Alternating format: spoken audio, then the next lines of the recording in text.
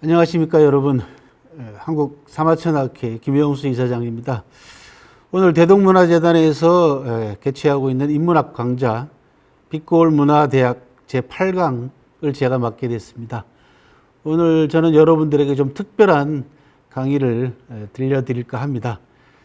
제목은 좀 딱딱합니다. 4차 산업혁명 시대와 인문학적 성찰, 이렇게 좀 딱딱한 제목을 정했습니다만은 수천 년 전의 역사와 과거사와 그다음에 미래를 예견한 영화들을 가지고, SF 영화들을 가지고 여러분들과 4차 산업혁명 시대에 인문학은 어느 방향으로 가야 될 것이냐, 또 우리는 어떤 공부가 필요할까, 이런 이야기들을 좀 진행해 볼까 합니다. 지금 코로나 때문에 비대면이 일상화되고 있습니다. 그러다 보니까 개인이 가질 수 있는 시간들이 점점 더 늘어나고 있고요. 그래서 여러분들에게 이 비대면 시대에 인문 공부, 즉 인문학 공부를 좀 권해드립니다. 유튜브에 들어가서 보시면 뭐 정치 유튜브부터 시작해가지고 사실 가짜 뉴스들이 흥행하고 있는 저질 프로그램들이 많습니다. 근데 이 시기에 여러분들이 인간의 본질과 그다음에 이 사회의 변화, 그리고 앞으로 이 세상이 어떤 방향으로 진행될 것인가, 이런 통찰력을 주는 아주 수준 높은 유튜브들도 많습니다. 그래서 여러분들이 이 비대면이 일상화되고 있는 이 코로나 시대를 맞이해서 자기 자신의 삶을 되돌아볼 수 있는, 성찰할 수 있는 그런 인문 공부를 적극적으로 권해드립니다. 저도 이 시대에 맞춰가지고 유튜브를 진행을 하고 있습니다. 그래서 쪽 말자 중국이라고 하는 유튜브를 진행하고 있으니까 중국 쪽에 관심 있는 분들은 제 유튜브도 같이 함께 시청하시면 좋은 정보들을 공유할 수가 있겠습니다. 오늘 저는 여러분들에게 아주 특별한 강의를 한번 시도를 해볼까 합니다. 저는 전공 자체가 중국 역사문화 전문가입니다. 지난 30여 년 동안 사마천이라는 역사가와 사기라고 하는, 사마천이 남긴 사기라는 역사책, 한 사람과 한 책만 올해로 32년째 공부를 하고 있습니다. 그런데 오늘 여러분들에게 사마천 사기에 나오는 이야기와 더불어서 미래를 예견하고 있는 SF 영화 몇 편을 여러분들 함께 같이 소개를 해서 역사의 본질 문제라든지 또는 과거사가 현재 우리에게 주는 의미, 그리고 나아가서는 역사의 미래 예견력, 이런 부분들까지 여러분들과 함께 생각해보는 그런 시간을 가졌으면 좋겠습니다. 여러분들에게 먼저 질문 하나를 던지고자 합니다. 지금까지 인간이 살아온 인류사를 전체를 관통하는 하나의 키워드가 있다면 여러분들은 그 키워드로서 뭘 드시겠습니까? 인간의 역사 전체를 관통할 수 있는 하나의 13마리 되는 키워드가 있다면 여러분들은 뭐라고 대답을 하시겠습니까? 오늘 4차 산업혁명 시대와 인문학적 성찰이라고 하는 이 강의 주제에 맞춰가지고 저는 여러 개 키워드 가운데에서 변화라고 하는, 체인지라고 하는 변화를 여러분들에게 키워드 하나로 제시를 하고 이야기를 이어갈까 합니다. 변화는 결국은 인간의 본성하고도 밀접한 관계를 가지고 있습니다. 인간이 가지고 있는 여러 가지 본질적인 성격 가운데, 본성 가운데 가장 특별한 본성 가운데 하나가 바뀌고자 하는 본성이죠. 다른 말로 얘기하면 달라지고 싶어 하는 거죠.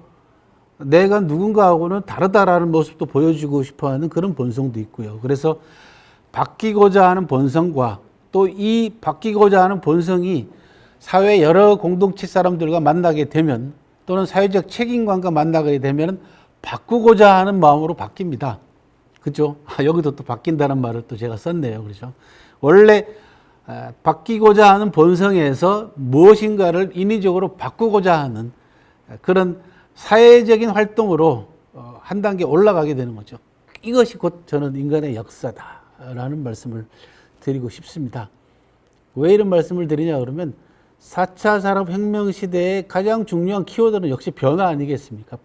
뭔가가 자꾸 변하는 거죠. 쉴 새 없이 변하지 않습니까?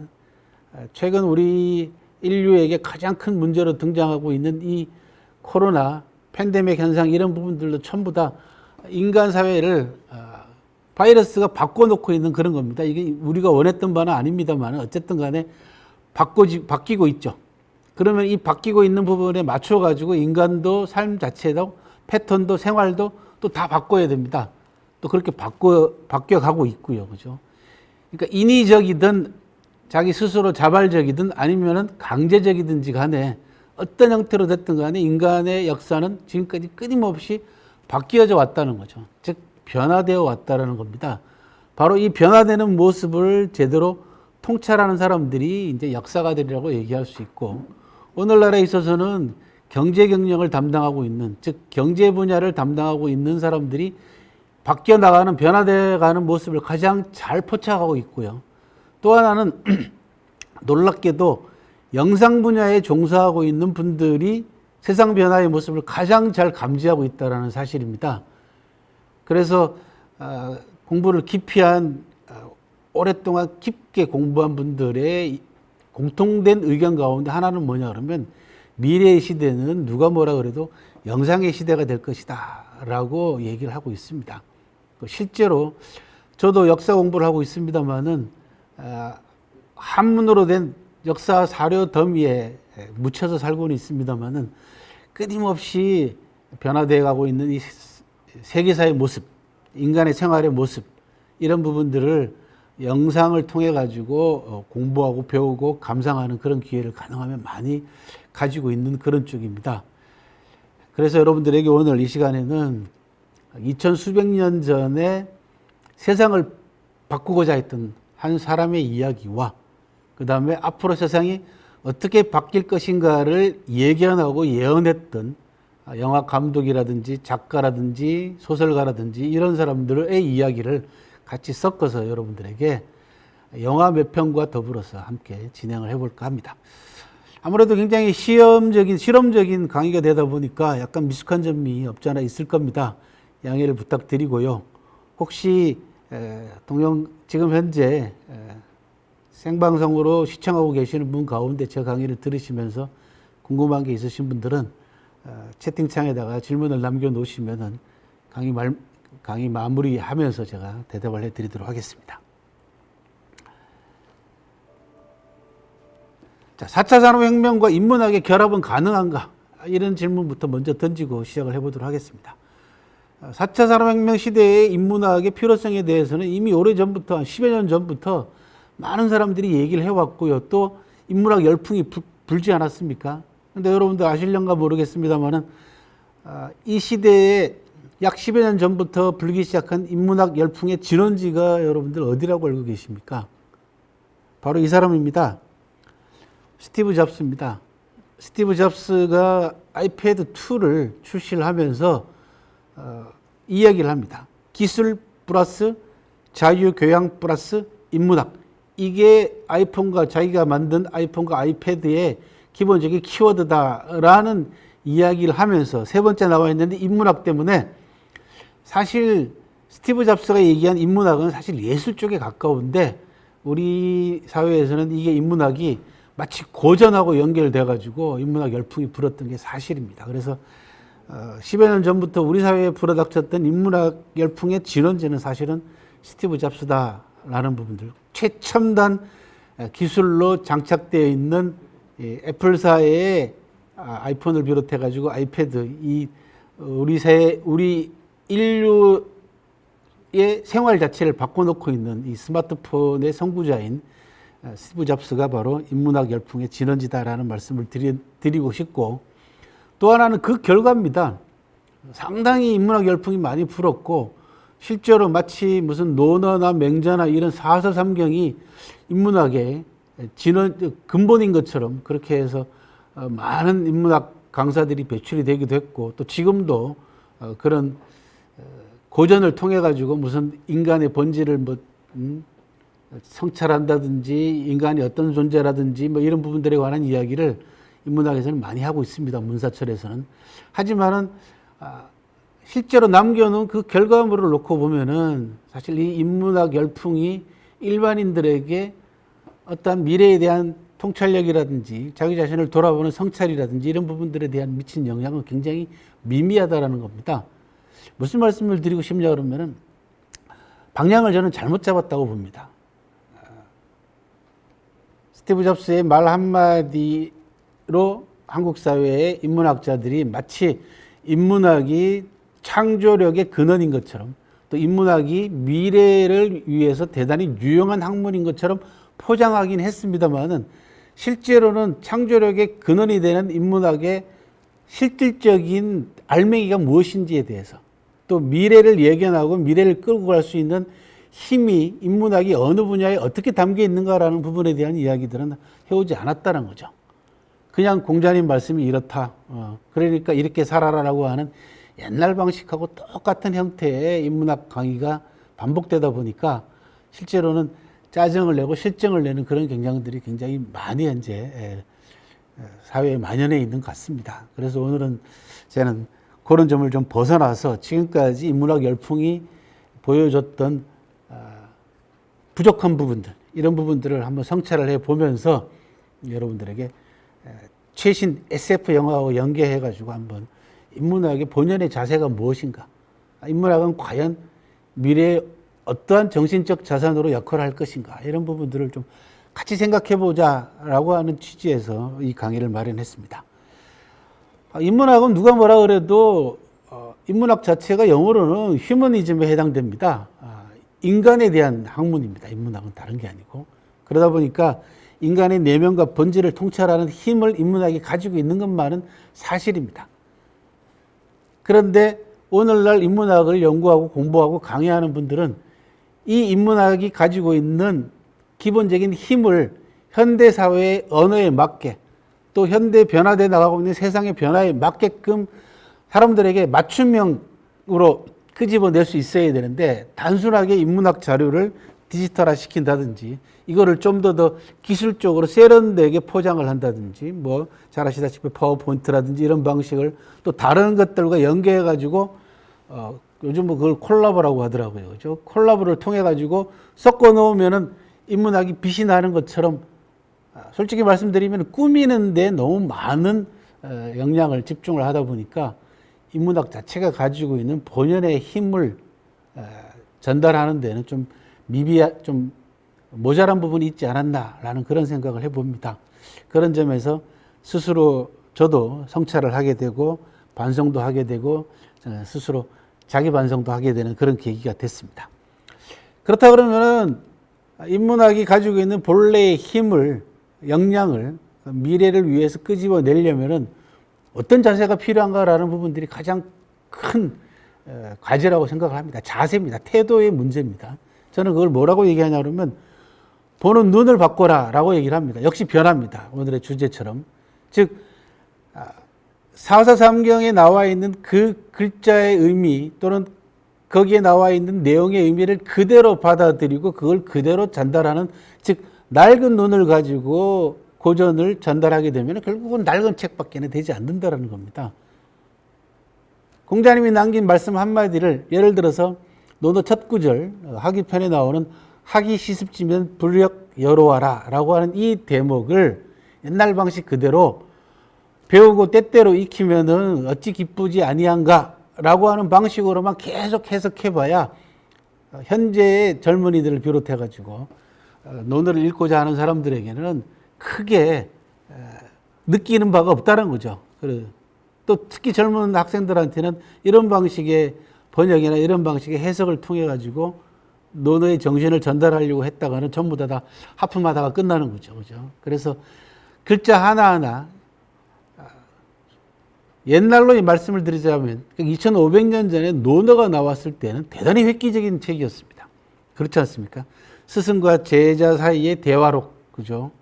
그리고 그 안에는 허심탄회한 스승과 제자 사이에 정말 그리낌 없는 유머 감각까지 들어가 있는 이 참신한 책이 2500년 정도로 놓고 보면 엄청나게 참신합니다. 그렇기 때문에 2500년이 지난 지금 시점에 있어서도 사람들이 논어를 찾지 않습니까? 그런데 옛날 방식 그대로를 가지고 번역을 하거나 전달하려고 했을 때는 시대에 맞지도 않고 또 시대 정신과도 어긋난다는 거죠. 그래서 이 부분에 대한 새로운 해석이 필요한 겁니다. 즉 새로운 눈이 필요한 겁니다. 그래서 어떤 학자는 그렇게 얘기하죠. 낡은 눈으로 책을 바라보게 되면은 새로 나온 책도 낡은 책으로 보이고, 새로운 눈으로 책을 보게 되면은 낡은 책도 새롭게 보인다라고 하는 그런, 즉 사물을 대하거나 학문하는 자세에 있어서 관점, 이런 부분들을 새롭게 하지 않으면은 새로운 진보라든지 창의력이 나올 수 없다라는 겁니다. 그래서 낡은 눈으로 볼 것이냐, 새로운 눈으로 볼 것인가, 즉 지금까지 자기 자신의 자세를 변화를 줄 것이냐 말 것인가라는 부분들이 이제 인문학자들이 가져야 될 가장 기본적인 자세다라는 말씀을 강조해 드립니다. 단순하게 논어, 명자, 중용대학 역사책들에 나와 있는 글자들을 전부 다 손으로 쓰는 것이 아니고 디지털화 시켜가지고 많은 사람들에게 볼 수 있게끔 전파시키는 것만이 인문학의 역할이 아니라는 거죠. 그게 이제 디지털 인문학이라는 것인데요. 디지털화 시키기 위해서는 디지털 방식에 맞는 새로운 자세와 새로운 관점이 필요하지 않겠습니까? 한자로 손으로 쓰던 글자 하나를 디지털화 시켜가지고 많은 식으로 복제할 수 있다고 해가지고 디지털화된, 인문학이 디지털화된 게 아닙니다. 4차 산업혁명 시대에 맞는 인문학은 아니죠. 그죠? 처음 말씀드린 대로 그 고전 속에 들어있는 내용 가운데에서 과연 현대 세상에서, 즉 오늘날 세상에 필요한 키워드가 무엇이며, 또 그 키워드가 미래에서는 어떤 방식으로 작동할 것이며, 또는 그 대목 속에서 새로운 창의력 넘치는 사고방식을 가질 수 있는, 그걸 발견할 수 있느냐 없느냐, 이 부분이 가장 핵심이 아니겠습니까? 예를 들어서 공자님이 하신 말씀 가운데 가장 훌륭한 말씀이 이겁니다. 온고이지신, 딱 5글자입니다. 여기에 디지털 인문학에, 즉 4차 산업혁명 시대 인문학의 과제가 모두 다 포함되어 있습니다. 온고, 옛것을 익혀서, 지신, 새로운 것을 안다. 2500년 전에 공자님 말씀 얼마나 멋진 말씀입니까? 온고이지신, 옛날 것을 익혀가지고 새로운 것을 안다는 거죠. 이런 게 창조력이거든요. 창조 정신이거든요. 그러려면 어떻게 해야 됩니까? 공부하는 방식이 바뀌어야 됩니다. 암기 위주에서 물어보는 질문 위주로 바뀌어야 되고, 그 질문이라는 결국은 의문을 품고 의심을 해보는 것에서 출발합니다. 우리가 학문이라고 얘기할 때 학문은 뭡니까? 배울 학자에다 물을 문자입니다. 배우고 묻는 게 학문입니다. 그래서 끊임없이 질문하고 끊임없이 의문을 가지고 의심해야 됩니다. 즉 고전에 나오는 한 구절 한 구절을 전부 다 의심해서 다른 눈으로 보라는 얘기입니다. 이건 이렇게 해석할 수 없는가? 오늘날은 오히려 이런 대목을 이런 방식으로 해석해야지 현대사에 맞지 않겠는가라는 그런 의문과 의심을 가지고 고전에 대한 새로운 해석과 새로운 정신들을 추출해낼 수 있을 때 디지털 인문학도 가능해지고 4차 산업혁명 시대의 인문학적인 통찰력도 가능하리라고 봅니다. 자세와 태도의 획기적인 전환이 곧 인문정신이다, 이런 말로 요약해 드리면서 청나라 말기 때 유명한 학자이자 사상가였던 위원이라는 사람이 남긴 유명한 명언 8글자를 소개합니다. 변고유진이요 편민유리라. 변고유진이면 편민유리라, 이런 말이 있습니다. 즉 옛날 것을 변화시키는데 끝까지 제대로 확실하게 갈 때까지 확실하게 변화시키면 시킬수록 편민유리, 백성들에게 그만큼 유리해진다, 이익이 돌아간다, 그런 이야기입니다. 즉 개혁이나 변화는 완벽하고도 확실하게 끝까지 제대로 변화시키고 개혁해야만이 그 혜택이 모든 사람들에게, 많은 사람에게 돌아간다라고 하는 개혁의 필요성과 개혁의 철저성을 다룬 아주 유명한 명언인데, 바로 오늘날 4차 산업혁명 시대의 시대 정신하고도 저는 딱 부합한다고 생각을 합니다. 바꾸려면 완벽하게 바꾸라는 얘기입니다. 철저하게 바꾸라는 얘기입니다. 그래야지 그 변화된 모습이 많은 사람들에게 혜택을 주고 많은 사람들이 거기에 이익을 누릴 수 있게 된다, 그런 이야기입니다. 자, 오늘 이야기의 주인공을 소개를 해드리도록 하겠습니다. 아주 특별한 기록 하나를 지금부터 제가 조금 깁니다만 읽어 드릴 테니까 이 사람이 누구인지 한번 여러분들이 상상을 해보시기 바랍니다. 이 대목을 읽어 드린 다음에 SF 영화들 몇 편을 소개를 해드리도록 하겠습니다. 역사라는 건 저는 어떻게 정의를 내리냐 그러면요, 개인과 세상을 변화시키고자 한 인간의 기록이 곧 역사다. 그런 말씀을 드리고, 세상을 바꾸고 싶어 했고 또 실제로 세상을 바꿔놓은 한 사람의 이야기입니다. 그의 기원전 210년입니다. 그러니까 지금으로부터 2200여 년 전이죠. 그의 9월에 누구누구를, 여기 물음표는요 사람을 얘기합니다. 누구누구를 여산에 묻었다. 이 사람이 죽은 모양이죠. 그죠? 이 사람이 즉위하여 여산에서 무덤을 만들기 위한 공사를 벌였고, 천하를 통일한 뒤에는 전국에서 70여만 명의 노동력을 징발하여 땅을 깊이 파고 구리 녹인 물을 부어 틈새를 메우고 바깥관을 설치했다. 역사 좋아하시는 분들은 바로 감이 잡히셨을 겁니다. 그죠? 여기 나오는, 제가 읽어드리는 대목, 화면에 나오는, 슬라이드에 나오는 요 문장만 보셔도 이 사람이 누군지 금방 짐작을 하셨을 텐데요. 모르시는 분들은 다음 대목으로 또 넘어갑니다. 모형으로 만든 궁관과 백관, 이때 백관이라는 건 문무백관을 이야기합니다. 기이한 기물, 진귀한 동물 등을 운반해서 그 안, 즉 무덤 안을 가득 채웠다. 뭐 여기까지는 누군가의 무덤 안에다가 참 많은 부장품들을 묻었구나, 상당한 권력자의 무덤인가 보다라고 하는 짐작은 충분히 될 겁니다. 그런데 그 다음부터 대목이 참 기가 막힙니다. 그리고는 장인에게, 즉 이 무덤 공사를 담당한 기술자에게 명령해서 자동으로 발사되는 활을 만들고 접근하는 자가 있으면 쏘게 하였다. 하천과 강 그리고 바다를 만들고 기계 장치로 수은을 흘려보냈다. 위에는, 천장에는 천문 도형을 장식하고, 즉 별자리를 장식했다는 뜻입니다. 아래에는, 바닥에는 지리의 모형을 설치했다. 즉 세계 지도의 모형을 만들었다. 그리고는 인어 기름으로 양초를 만들어 불을 밝혀 오랫동안 꺼지지 않도록 했다. 처음에 2200여 년 전의 기록이라고 말씀을 드렸죠. 그죠? 그런데 뭐라고 되어 있습니까? 자동으로 발사되는 활을 만들고, 접근하는 자가 있으면 그걸 뭔가가, 센서가, 오늘날로 얘기하면 센서가 감지를 해가지고 화살이 자동으로 발사되게 만들었다는 거 아닙니까? 그리고 강과 바다, 하천 같은 경우는 수은을 흘려보내가지고 진짜 강과 바다와 하천이 흐르도록 장치를 만들었다. 기계 장치를 만들었다. 이게 이쯤 되면 이제 SF 영화로 가버리는 거지, 이 기록이. 그리고는 이렇게, 다음 기록은 이렇습니다. 이세 황제는 앞 황제의 후궁들 가운데 자식이 없는 자를 궁궐 밖으로 내쫓는 것은 옳지 않다며 모두 생매장, 순장시켜버리게 하니, 순장이란 말은 산채로 파묻었다, 그런 이야기입니다. 죽은 자가 무척 많았다. 매장이 끝나가자 어떤 자가 장인들이 기계를 만들고 그 일에 참여한 노예들도 모두 그 사실을 알고 있는데 그 숫자가 많아 비밀에 새어나갈 것이라고 말했다. 장중한 장례가 끝나고 보물들도 다 묻자 무덤으로 이르는 길 가운데 문을 폐쇄하고 바깥문도 닫아서 장인과 노예들이 나오지 못하게 하니 한 사람도 빠져나오지 못했다.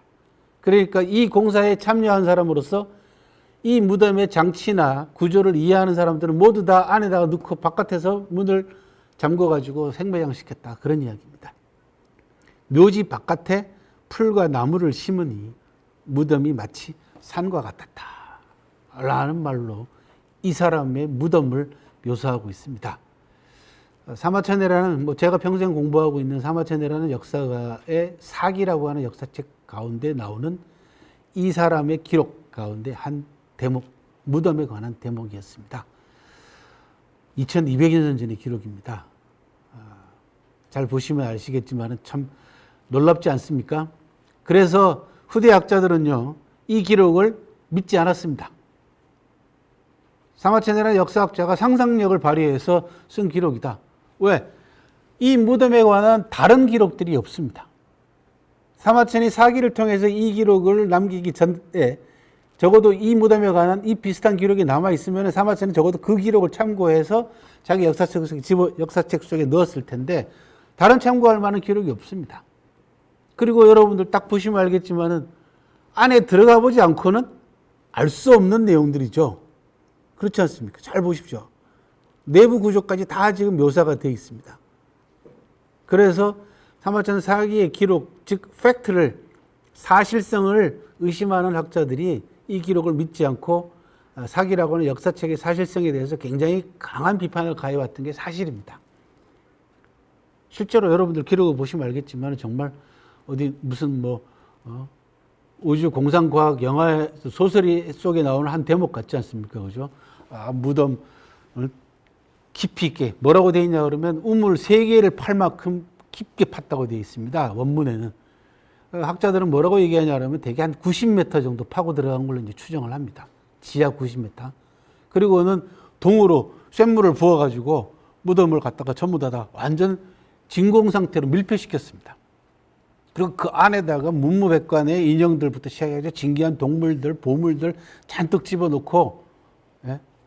그 다음에 수은을 흘려보내가지고 강과 바다 하천은 진짜 실제로 흐르는 것처럼 기계장치를 만들고, 위에는 천문도 별자리 만들고, 바닥에다가는 세계 지도를 만들고, 누구든지 몰래 침범하는 자가 있으면 자동으로 화살이 발사되게 만들고, 이게 우주 공상과학 소설이죠, 그죠? 영화에 나오는 한 장면이나 SF 영화 한 장면을 연상시키지 않습니까? 실제로 이 대목을 가지고 영화를 만들었습니다. 할리우드에서. 그 영화가 바로 미이라 3라는 영화입니다. 여러분들도 보신 분 계시죠, 그죠? 미이라 3 보면은 바로 이 사람 무덤 내부에서 벌어지는 일들을 장면을 보면은 요 대목에서 많이 따온 겁니다. 거기 보면 기계장치, 자동으로 발사되는 화살, 그 다음에 사람을 산채로 묻었다고 얘기했지 않습니까? 생매장시킨 시체들부터 시작해서 여러 가지 장치들이 좀 더 상상력을 보태가지고 더 재미있게 흥미진진하게 만든 영화가 미이라 3라는 영화입니다. 2200년 전에 한 권력자의 죽음과 그 사람의 무덤에 관한 기록이었습니다. 자, 이 사람이 누굴까요? 라고 하는 생각을 하시면서 지금부터는 요 그림은요, 그 무덤에 대한 상상도입니다. 보시면 가운데에 시신이 놓여 있고 6번이라고 되어 있는 거 있죠, 그죠? 시신이 놓여 있고 안에 속관이 하나 있고요. 그 다음에 바깥에 또 관이 하나 있죠. 이걸 곽이라고 얘기합니다. 그리고 하늘색으로 표시된 것들, 물처럼 표시된 것들은 수은을 흘려보내가지고 강과 바다와 하천처럼 꾸며놨고요. 주변에 보시면은 다양한 문무백관의 인형들이라든지 기타 진귀한 보물들을 전부 다 갖다 집어넣었다라고 해서 그 기록을 토대로 해가지고 상상한 이 사람의 무덤 내부도에 대한 상상도입니다. 자, 누굴까요? 자, 이 사람 이야기는 나중에 마무리 때 다시 한번 또 말씀을 드리도록 하고, 지금부터는 여러분들이 좋아할 만한, 일반인들이 좋아하는, 청소년들도 좋아하는 SF 영화 몇 개를 소개해 드리도록 하겠습니다. 시대를 앞선 미래를 예견한 영화, 그리고 인문학이라는 제목인데요. 자, 아래 사진을 보시면서 여러분들 이 영화가 무슨 영화일까? 그죠? 언제 나온 영화고 제목은 뭘까? 한번 혹시 영화 좋아하시는 분 계시면 한번 맞춰보시기 바랍니다. 각본과 감독은 알렉스 가랜드라고 하는 이 감독이 데뷔작입니다. 원래는 작가 출신입니다. 빛이라고 하는 작품의 작가인데, 이 작가가 영화 감독으로 데뷔하면서 자기 자신의 작품을 각본으로 쓰고 영화로 만들었습니다. 88회 아카데미 각본상과 시각효과상을 만든 대단히 탁월한 그런 SF 영화였습니다. 자, 이 영화의 제목은요, 엑스 마키나라고 하는 영화입니다. 엑스 마키나라는 영화고, 이 영화가 나온 연도는요 2015년에 나왔습니다. 5년 전에 나온 영화고요. 각본 감독은 알렉스 가랜드, 88회 아카데미 각본상 시각효과상을 받은 아주 좋은 작품인데요. 이 작품에 속에 흐르고 있는 인문학 요소와 접목을 시켜보면은 빅데이터의 활용에 대한 윤리의식이 들어 있습니다. 지금 오늘날 현대의 인류가 직면하고 있는 가장 중요한 키워드 가운데 하나는 빅데이터의 활용 문제입니다. 그리고 이 빅데이터를 차지하기 위한 경쟁이 아주 치열하게 벌어지고 있지 않습니까? 그래서 이 빅데이터를 수집을 해가지고 어떤 용도로 쓸 것인가라는 부분입니다. 그것이 과연 인간의 윤리하고 도덕하고 상충되느냐 안 되느냐의 문제가 항상 SF 영화에 있어서는 늘 예민한 주제 가운데 하나였습니다. 바로 이 영화도 빅데이터의 활용에 대한 윤리의식의 부분을 잘 건드리고 있고요. 또 하나는 AI, 인공지능의 활용과 그에 대한 인간의 태도 문제입니다. 사실 이 영화는 굉장히 재미있습니다. AI가 얼마나 인간에 가까운 것인가를 실험하고 테스트하는 그런 영화입니다. 그래서 결과적으로 AI가 인간을 속이고 인간 세상으로 나가서 인간과 더불어서 살게 되는 아주 미래에 대한 어떻게 보면 굉장히 깨림직한 그런 결론을 보여주는 영화이기도 합니다. 그래서 AI의 활용과 그에 대한 태도, 그 다음에 AI와 인간의 경계선은 무엇인가라는 부분입니다. AI가 인간의 심성을 가지게 되고 판단력을 가지게 되고 인간만이 가질 수 있는 다양한 감성을 가지게 됨으로써 과연 AI와 인간의 경계선은 무엇인가라는 부분이죠. 특히 인간이 가지고 있는 사악한 부분들, 이런 사악한 부분들이 제거된 상태의 AI라면은 그 외에 나머지 인간이 가지고 있는 선한 감성들을 다 AI가 가지고 있고 악한 감성들은 AI가 가지지 않고 있다면은 과연 그죠? 이 세상은 어떻게 될까? 굉장히 재밌어지지 않습니까? 거꾸로도 마찬가지입니다. AI가 인간이 가지고 있는 나쁜 감성들과 나쁜 본성들만 가지고 인간과 더불어 산다면 어떻게 될 것인가? 이런 아주 예민한 문제들을 우리가 생각해 볼 수 있는 아주 재미난 그리고 아주 의미심장한 그런 영화였습니다. 엑스 마키나라는 영화 여러분들 꼭 한번 보시길 바랍니다. 뭐 요즘은 영화 굉장히 보기 쉽지 않습니까? 그렇죠? 조금만 여러분들이 통로를 따라서 SNS를 따라서 들어가면 얼마든지 볼 수 있는 영화다. 엑스 마키나를 소개를 해드렸습니다. 2015년 작품이었고요. 자, 그 다음 영화도 역시 마찬가지로 AI 영화입니다. 감독은 알렉스 프로야스라는 사람이고 원작자가 아주 유명한 사람입니다. 아이작 아시모프라고 SF에 관한 소설로는 아주 최고의 소설가 가운데 한 사람으로 꼽히는 사람입니다. 근데 이분이요, 놀랍게도 1920년에 태어나가지고 1992년에 세상을 떠난 분입니다. 앞으로 여러분들한테 제가 소개해드리는 영화는 잘 보시면 공통점이 있습니다. 자, 엑스 마키나 2015년도의 영화였고요. 이 영화는 그보다 10년 전에 나온 2004년도 영화입니다. 아이 로봇이라는 영화입니다. 우리나라에서도 상당히 많은 분들이 본 걸로 알고 있습니다. 아시죠? 그죠? 아이 로봇. 어디서나 볼 수가 있습니다. 이 영화 역시 AI에 대한 인간의 거부감, 이런 부분들이 주제로 나와 있고요. AI의 안전 여부에 대한 부분 때문에 AI에 대한 주인공이 AI에 대해서 굉장히 거부 반응을 보이는 사람입니다. 주인공 자신도 인공팔을 가지고 있으면서도 불구하고 AI에 대해서 상당히 거부 반응을 가지고 있다가 그 AI와 주인공이 나중에 결과적으로 소통하게 되고 서로 동질감을 갖게 되는 아주 흥미로운 영화 가운데 하나였습니다. 그리고 또 엑스 마키나에서도 마찬가지입니다만 AI의 즉 인공지능의 자유의지 문제입니다.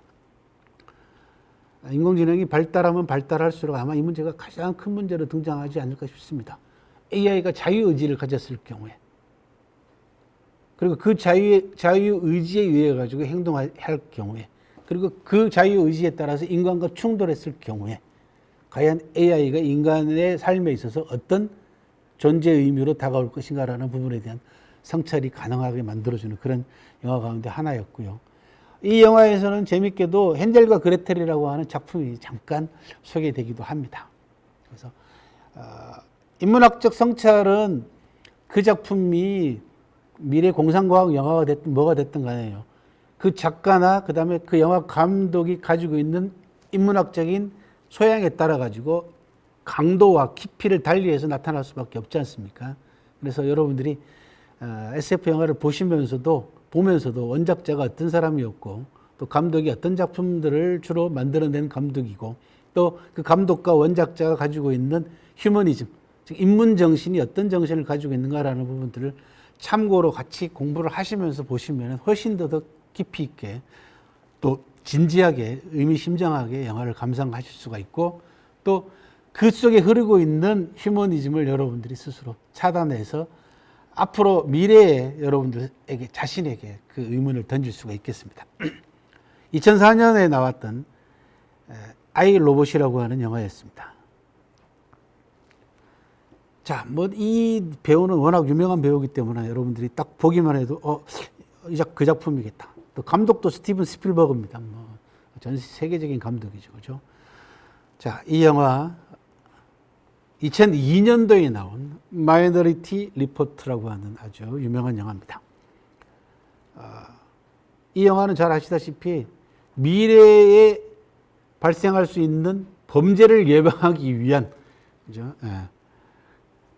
어떤 신비한 소녀 두 사람을 어떠한 장치에 놓고 이 신비한 소녀 두 사람이 뇌를 통해 가지고 미래에 벌어지는 범죄를 감지를 하게 되면은 신호가 옵니다.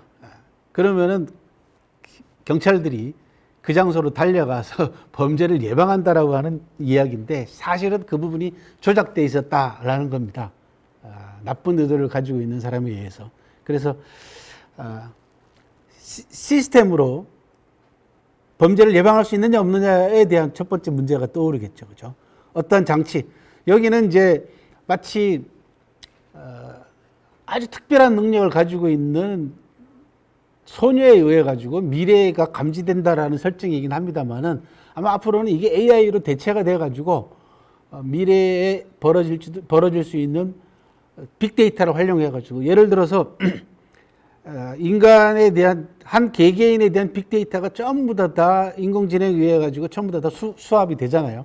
그러면 이 사람이 앞으로 행하게 될 행위 자체에 대한 예측이 가능해진다는 거죠. 어떻게 살아왔고 이 사람이 옛날에 범죄를 저질렀던 전과가 있느냐 없느냐 또는 폭력적인 행사를 한 적이 있느냐 없느냐 이런 것들이 빅데이터로 전부 다 수합이 되고 나면은 그것을 통계로 내가지고 확률적으로 이 사람이 장차 이러이러한 범죄를 저지를 가능성이 있겠다라고 하는 예측은 가능해질 겁니다. 그런 예측이 나왔을 경우에 그 사람을 미리 단속할 것이냐라는 부분이 문제죠. 쉽게 얘기해서.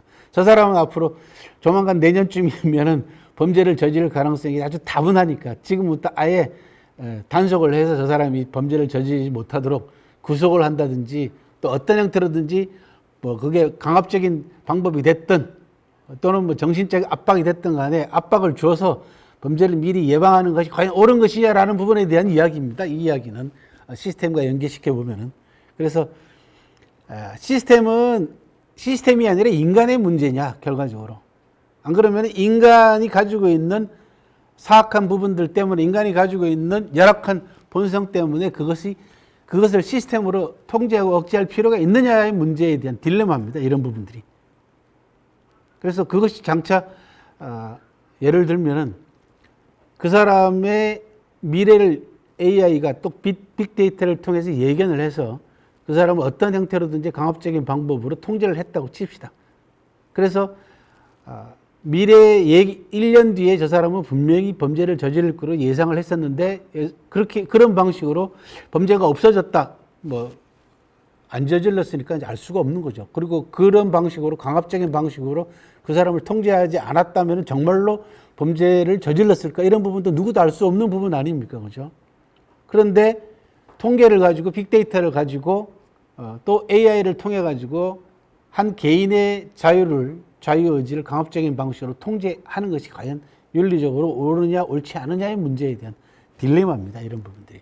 만약에 범죄가 계속해서 많이 벌어지고 이 범죄가 사회적으로 엄청난 큰 파장을 불러일으킨다면은 그리고 그 범죄 때문에 우리의 생활 자체가 완전히 망가지는 지경에 간다면은 아마 이 부분에 관한 논의가 인간들 사이에서 벌어지지 않을까라고 하는 그런 상상도 해봅니다. 그때 이때 과연 저나 여러분들은 어떤 쪽에 설 것이냐라는 부분입니다.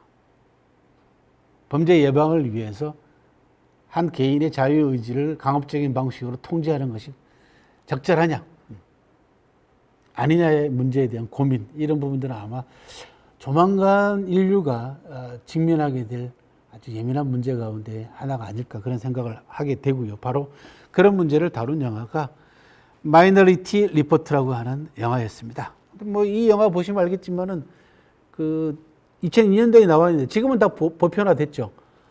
출입 뭐 예민한 시설 같은 데 출입할 때는 옛날에는 뭐 우리가 암호, 그죠? 번호, 패스워드 몇 개 찍어 가지고 이제 문이 열리고 닫히고 하다가 지문으로 가다가 최근에는 뭘로 갑니까? 홍채로 가잖아요. 그죠? 2002년도에 이미 마이너리티 리포트에 홍채 기술이 이미 선보였습니다. 그다음에 지금은 뭐 다 보편화됐습니다만은 디지털 기술로, 그죠? 모든 화면들을, 빅데이터를 한꺼번에 큰 화면에 모아가지고 여기저기 땡겨가지고 보여주는 그런 장면들, 이런 부분들이 이미 이때 다 선보였다라고 하는, 그러니까 상당히 앞서간 영화 가운데, 기술적으로 대단히 앞서간 영화 가운데 하나다. 미래 예견의 한계와 인간의 욕망, 그 미래를 예견하고 또 그 미래를 지배하고자 하는 인간의 욕망까지도 이 작품을 통해서 읽어낼 수가 있었습니다. 마이너리티 리포트였습니다. 자, 제가 개인적으로 굉장히 충격적으로 본 영화이기도 하고 또 좋아하는 영화이기도 합니다.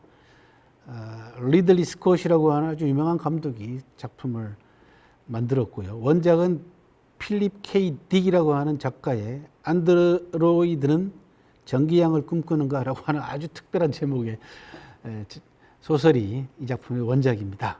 자, 이 작품이 뭘까요? 자, 주인공의 얼굴 여러분들 보시면 아시겠습니다. 여기는 오늘날은 이제 인공지능이라고 AI라고 얘기하지만은 이 작품에서는 레플리칸트라고 하는 제목으로 복제인간이라고 하는 이름으로 나옵니다. 연도를 보십시오. 1982년도 작품입니다. 40년 된 작품입니다. 엄청나지 않습니까? 복제인간 이야기 이미 82년도에 나왔고요. 원래 원작은 훨씬 그 전에 나온 얘기, 60년대부터 인간이 복제인간 이야기를 하기 시작을 했습니다. 이 작품은 블레이드 러너라고 하는, 블레이드는 면도날이라고 하는 뜻이고 러너는 뛰는 사람이라는 뜻이죠. 그래서 면도날 위를 달리는 사람이다라고 하는 뜻을 가지고 있습니다. 인간이 레플리칸트, 즉 복제인간보다 우월한가라고 하는 의문을 아주 심각하게 던지는, 즉 이 영화는요, 주인공은 복제인간이냐 아니냐를 가려내는 형사로 나옵니다. 어떤 장치를 통해 가지고 복제인간이냐 아니냐를 뭐 눈동자 이런 것들을 아주 세밀하게 관찰하고 바라보고 질문을 던지면서 복제인간의 경우에는 없애버리는 역할을 하고 있는 사람이 주인공입니다. 그런데 결국은 나중에 복제인간이 이 주인공을 살려내는, 죽이지 않고 살리는 그런 장면으로 끝납니다. 그래서 과연 인간이 복제인간보다 우월한가? 굉장히 우울한 영화입니다. 이 영화를 보시면 알겠지만 이 인류의 미래에 대해서 대부분 다 뛰어난 서양의 SF 작품들은 그 인류의 미래를 굉장히 암울하게 그리고 있습니다. 그런 점도 참고하시면서 감상을 하시면 좋겠다라는 생각이 들고요.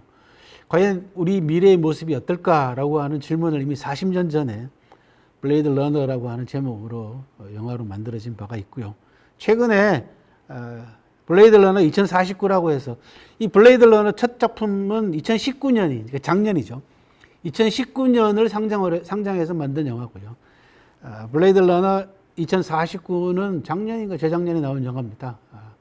이 블레이드 러너를 기념하기 위해서 30년 만에 다시 낸 작품이 나옵니다만은 뭐 작품의 질은 저는 82년도 작품이 훨씬 낫다라고 판단을 했습니다. 블레이드 러너였습니다. 자, 또 하나 소개합니다. 스탠리 큐브릭, 전설적인 감독입니다. 파수병이라고 하는 아서 C 클락의 단편소설을 원작으로 하고 있는 아주 대단한 영화고요. 또 특히 이 영화에서는 이 클래식 음악이 많이 등장하기로 유명한 그런 영화이기도 했습니다. 리하르트 스트라우스, 요한 스트라우스 2세, 리게티 제르지 같은 유명한 음악가들의 클래식 음악이 나왔고 그 가운데 가장 중요하게 아주 임팩트 있게 사용된 음악이 자라투스트라는 이렇게 말했다라고 하는 음악이 또 아주 중요한 장면에서 사용되고 있는 그런 영화입니다. 자, 이 영화는 언제 나왔을까요? 1968년입니다. 50년 넘었네요. 그죠? 네, 52년이 넘었습니다. 지금 여러분들 이 영화 꼭 한번 보시기 바랍니다. SF 영화의 고전 중에서도 고전입니다. 2001년 스페이스 오디세이라고 하는 제목의 영화고요.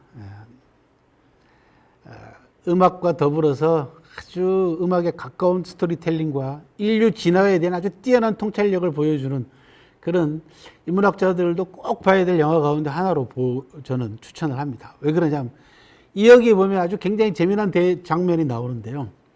인간이 최초로 발명한 것이 무엇이냐라고 하는 데 대한 상상력을 자극합니다.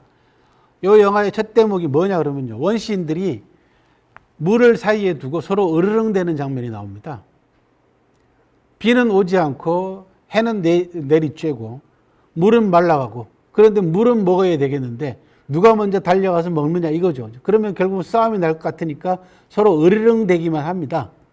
그러다가 결과적으로 더 이상 참지 못해가지고 그 물을 향해서 달려가서 서로 먹기 전에 싸움부터 벌어집니다. 물을 차지하기 위해서. 그 사이에 많은 원시인들이 죽었어요.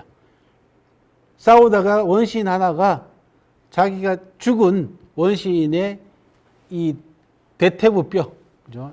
우리 그 허벅지 쪽에 큰 뼈 있죠. 엉덩이 뼈 있지 않습니까? 단단한 뼈. 이 뼈를 집어 들고는 상대편 원시인들을 폭행을 하기 시작합니다. 갈기기 시작합니다. 마구 때립니다. 그래가지고 그 뼈에 맞아가지고 전부 다 쓰러지는 거죠. 결과적으로 그 뼈로서 상대 원시인들을 다 물리치고 물을 차지하게 돼서 너무너무 기뻐가지고 그 뼈를 고함을 지르면서 하늘로 던집니다. 그 뼈가 하늘로 올라가는 순간 장면이 바뀌어서 뭘로 바뀌냐 그러면요. 우주선으로 바뀝니다. 스탠리 큐브릭 감독은요. 이 장면을 통해 가지고 인간이 최초로 발명한 도구가 무기로 활용됐다라고 하는 아주 재미난 상상력을 자극을 했고요. 그리고 그 인류의 도구 발명이 결과적으로 인공위성까지 만들게 되는 그 인간의 진화 단계, 그 다음에 인간의 과학기술의 발전을 한 장면으로 탁 캐치해서 보여주는 아주 탁월한 그런 인식을, 인문학적 관점을 보여준 그런 영화입니다. 대단히 놀랍습니다. 그죠? 인간이 발전을 도구의 발견이죠. 사실은 어떻게 보면 발명이 아니고 죽은 원시인의 뼈를 가지고 무기로 활용했던, 그죠? 결과적으로 도구에 대한 인식의 문제입니다. 그런 얘기 하지 않습니까? 인간이 기술을 발명하고 기술이 인간을 만든다라고 하는 그런 이야기가 있습니다. 인간은 기술을 만들고 인간은 도구를 만들지만 그 기술과 도구가 결국은 인간을 거꾸로 만들어내는 그런 단계로 지금 인류사가 발전하고 있지 않습니까? 그 발명과 발전의 그 과정에서 과연 인간이 어떠한 성찰을 보여줬느냐, 이게 인문학입니다. 발견된 도구와 발명된 도구와 발전시킨 기술을 가지고 어디다 어떻게 활용할 것인가라고 하는 그 부분에 대한 인간의 마인드가 들어가지 않습니까? 인간의. 여기가 인문학이 해야 될 역할이 딱 요 지점에 있는 겁니다. 과학기술의 발전과 도구의 발달을 인문학자가 막으려고 해도 막을 수도 없지 않습니까? 그러면 그 기술과 과학기술과 도구, 편리해진 기계, 이런 부분들을 어떤 방식으로 활용하고 그것이 인류사에게 미치는, 인간에게 미치는 영향력이 어떻게 될 것인가라는 부분에 대한 깊이 있는 사고와 그 다음에 공부를 통해 가지고 대안을 제시하고 또 그 부분이 보다 더 인간들에게 이롭고 또 인간에게 도움이 될 수 있게끔 또 서로 잘 살 수 있게끔, 그죠? 같이 누릴 수 있게끔 욕심 부리지 않고 탐욕 부리지 않고 그런 부분에 관한 성찰을 보여주는 것이 결국 인문학이 가야 될 방향입니다. 그런 점에서 인문학자들은 저는 이런 SF 영화들, 타 분야의 공부들이 많아져야 되겠다, 많이 공부를 해야 되겠다라고 하는 점을 강조를 하고 싶네요. 자, 제가 오늘 여러분들한테 연대순 거꾸로, 그죠? 가장 최근에 나온 영화부터 2015년에 나온 영화부터 시작해가지고 1968년에 나온 영화까지, 그죠? 52년 전에 나온 영화까지 반세기, 그죠? 반세기를 영화를 통해 가지고 간단하게 여러분들에게 SF 영화를 통해서 SF 영화 속에 나오는 인문학적 성찰, 휴머니즘 이런 부분들에 관한, 그리고 이 SF 영화들이 인류에게 던지고 있는 문제점들, 어떤 문제를 던지고 있는가라는 부분에 관한 얘기를 간단하게 말씀을 드렸습니다. 뭐 이외에도 SF 영화들이 많습니다만 여러분들은 제가 소개해드리는 이 4-5편의 영화만 보셔도 기계의 발달, 그 다음에 인공지능의 한계, 그리고 인간의 한계, 그 다음에 인공지능과 인간의 경계 문제, 이런 부분들에 관한 아주 깊이 있는 의문점과 그 다음에 나름대로의 공부가 가능하리라고 봅니다. 자, 처음으로 돌아가서요. 아주 특별한 기록에 나왔던 그 주인공 누굴까요? 처음에 소개해드렸던 그 무덤이 바로 여러분들 슬라이드의 왼쪽에 보고 계시는 이 그림이 그 사람의 무덤입니다. 아까 제일 마지막 대목이 뭘로 끝났죠? 풀과 나무를 심고 보니 산과 같았다 그랬죠. 그죠? 무덤이. 진짜 산처럼 생겼지 않습니까? 정말 저렇게 생겼습니다. 저게 그 사람의 무덤입니다. 그리고 그 사람이 누굽니까? 오른쪽에 있는 이 초상화, 바로 진시황입니다. 4차 산업혁명 시대와 진시황이 무슨 관계가 있을까? 처음 제가 무슨 말씀을 드렸죠? 인류사를 관통하는 하나의 키워드로 변화라는 말씀을 드렸습니다. 변화하고자 하는 인간의 욕구와 또는 변화시키고 싶어하는, 자기 스스로 변화하고자 하는 인간의 욕구, 그리고 그 변화를 통해 가지고 자기가 성취한 부분들이 있을 거 아닙니까? 변화하지 않으면 성취도 없습니다. 사실은 늘 그 자리에 머물러 가지고는 발전하지 못합니다. 변화해야만이 자기가 성취감도 있고, 물론 실패도 하긴 합니다만 그 실패를 통해서 또 다른 성취를 얻게 되는 게 인간이죠. 인간만이 가지고 있는 다른 동물들과 구별되는 가장 큰 요인이 그거죠.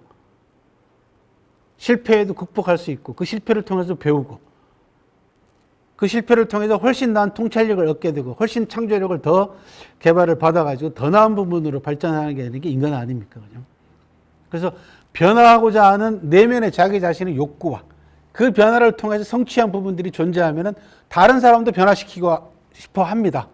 그죠? 야, 내가 성공했잖아. 잘 봐. 뭐 부모 자식 간에도 바로 그런 얘기 나오죠. 특히 아버지가 아들한테 제일 많이 하잖아요. 그죠?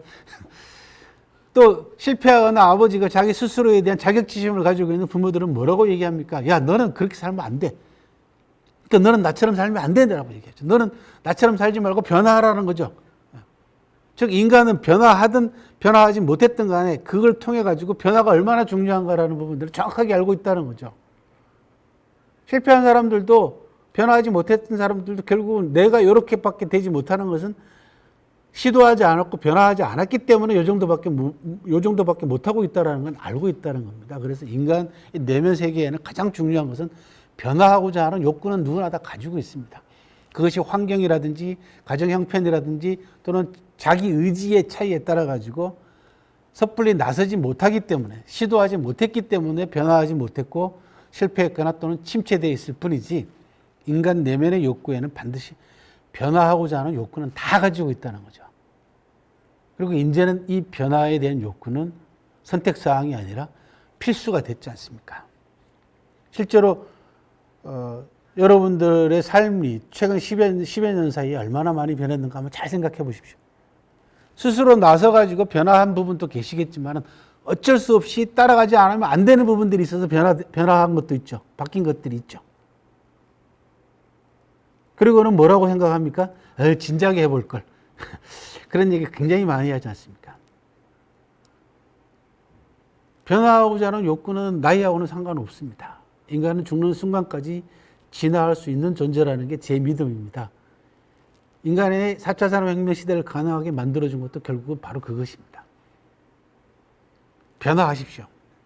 변화하되 지금까지 계속 말씀드린 바와 같이 그 변화 과정 속에서 생겨나는 여러 가지 문제점들에 대한 깊이 있는 사고와 거기에 대한 성찰, 그리고 자기 자신을 되돌아보는 반성, 자성, 이런 부분들이 따라주게 되면은 그 변화를 통해 가지고 내가 좀 더 나 자신뿐만 아니라 주변에 있는 사람들에게도 좀 더 혜택이 돌아갈 수 있게끔 나누어 주고자 하는 그런 인문정신, 즉 휴머니즘이 생겨난다는 겁니다.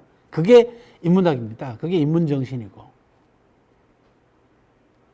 고전을 많이 보는 것이 인문학 공부가 아닙니다. 역사책을 많이 보는 것이 인문학 공부가 아닙니다. 아까 처음 말씀드린 대로 어떤 자세로 어떤 태도로 보느냐에 따라 가지고 완전히 내용이 달라진다는 거죠. 바로 이 사람도 스스로를 변화하고자 하는 변화의 욕구가 가장 강했던 사람이고, 그렇게 해서 자기 스스로를 변화시켰고 나아가서는 세상을 변화시킨 사람입니다. 누구냐? 진시황입니다. 진시황이라는 존재는 흔히들 단순하게 우리가 세계사 공부할 때 배웠던 거는 그냥 폭군. 뭐가 떠오릅니까? 분서객류. 그죠? 책을 불사르고 유학자들을 생매장시켜 땅에다 파묻었다라고 하는 분서객류 생각나죠. 뭐 그거 외에는 여러분들이 진시황에 대해서 알고 계시는 거라고는 중국 역사상 최초로 중국을 통일한 통일 제국의 첫 번째 황제다. 이 정도 알고 계시잖아요. 근데 실제로 진시황에 대해서 공부를 해보면요, 대단히 많은 걸 발견할 수가 있습니다. 그리고 오늘 얘기하고 있는 4차 산업혁명 시대의 키워드, 역사의 키워드, 변화하고도 굉장히 밀접한 관계를 가지고 있고, 처음 제가 소개해드렸던 아주 특별한 기록, 마치 SF 소설을 연상시키는 그 대목들, 그죠? 바로 진시황 무덤 내부에 대한 기록입니다. 그 부분이. 그런데 그 기록이 상상이 아니라 정말 그랬을 것이다 라고 하는 것이 과학적으로 밝혀졌습니다. 자, 그 기록에 여러분들 한번 테이프를 대감아 보세요. 무슨 기록이 있었냐 그러면, 강과 바다와 하천은 수은을 흘려 보내서 기계장치로 수은을 흘려서 계속 흐르게 했다라는 대목이 기억나시죠? 중국의 고고학자들과 과학자들이 바로 그 대목에 주목을 합니다. 왜? 수은은요, 진공 상태에서는 액체 성분입니다. 옛날에 지금은 이제 체온계가 많이 바뀌었죠. 근데 옛날에는 병원 가보면 지금도 남아 있습니다. 체온계가 있습니다. 이렇게 빨갛게, 그죠? 이렇게 겨드랑이에 끼면은 쭉 올라가서, 그죠? 온도를 재주는 체온계가 있어요. 그 안에 들어있는 액체가 수은입니다. 수은은 진공 상태에서는 액체고, 그것이 공기와 접하게 되면 기체가 돼서 날아갑니다. 기화됩니다. 그러니까 처음에 기록에 뭐라고 했습니까? 동을 녹여가지고, 그죠? 곽을 만들었다, 그죠? 무덤 전체를 쏴버렸습니다. 예. 그래서 진공 상태로 만들었다고 말씀을 드렸죠. 그러니까 그 진공 상태인 상태에서 강과 바다를 수은을 흘려보내게 되면 액체 형태로 흐르는 거죠. 그걸 기계장치로 그렇게 만들었다는 거죠. 바로 이 기록에 학자들이 주목을 했습니다. 그래서 진시황, 지금 보고 계시는 이 무덤은 자연 원래 산에다가 무덤을 만든 게 아니고요, 인공으로 흙을 끌어 모아가지고 저렇게 높이 있게 산처럼 만든 겁니다. 그래서 바깥에서 다 온 흙들입니다. 그래서 고고학자들과 과학자들이 이 무덤을 덮고 있는 토양을 깊게 파고 들어가면서, 그러니까 제일 겉표면의 토양 샘플링 하는 거죠. 그러니까 쇠파이프를 박아가지고 진시황 무덤 제일 겉에 흙 샘플, 그 다음에 뭐 1m 깊이의 흙 샘플. 그래서 내려갈 수 있는 데까지 내려가서 흙 속에 포함되어 있는 수은 함유량을 측정을 했습니다. 과학적으로. 그리고 이 무덤을 덮고 있는 흙 말고 타 지역의 흙 속에 포함되어 있는 수은 함유량도 같이 측정을 했습니다. 그 결과 놀라운 사실이 밝혀졌습니다. 즉, 깊이 있게 파고 들어갈수록 수은 함유량이 점점 더 농도가 짙게 나타났다는 거죠. 쉽게 말씀을 드리면은 진시황 시신이 묻혀 있을 걸로 추정되고 있는 가장 깊은 쪽의 수은 함유량이 100이라면 점점 더 바깥으로 표면 위로 올라올수록 90, 80, 70 이런 식으로 수은이 쭉 퍼져나가는 그런 형태로 확인이 됐습니다. 과학적으로 확인이 됐습니다. 이것도 소설 쓰는 것 같죠, 그죠? 정말 재밌습니다, 그죠? 저는 이 보고서를 보고 정말 깜짝 놀랐었는데요. 무슨 말씀이냐 그러면은 첫 번째, 사마천의 사기 기록이 거짓말이 아니다라는 거죠. 수은이 확인이 됐다는 거죠. 두 번째, 수은이 즉 진시황 무덤이 완전히 봉쇄돼 가지고 진공 상태가 아니라 어떤 형태가 됐든 간에 약간씩 새어나오고 있다. 완전 진공 상태가 되지 못했다라는 거죠. 그러다 보니까 수은이 한 곳에만 집중되어 있는 것이 아니라 퍼져 나오고 있다는 것이 이제 확인이 됨으로써 완전 밀봉이 아니라 밀폐가 아니라 약간 구멍이 나거나 새어 나올 수 있는 그런 틈이 있다라는 게 확인이 됐고, 제일 중요한 사실은 일반인들이나 보통 사람들이 제일 궁금해하는 게 바로 이거죠. 진시황 무덤이 독을 당하지 않았다라는 게 확인이 됐습니다.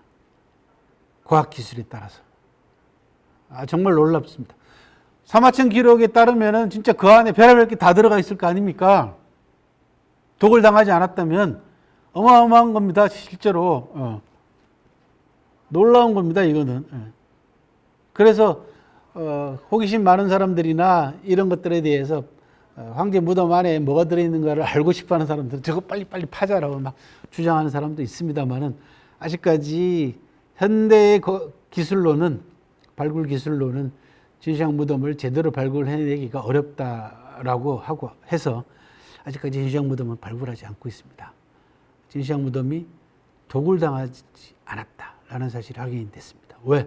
만약에 누군가가 거기 무덤을 파고 들어가서 진시황 무덤에 구멍을 냈더라면 2200년이 지나는 세월 동안 수은은 다 기체가 돼서 날아가고 없거나 아주 미미한 양만 잔류해 있을 겁니다.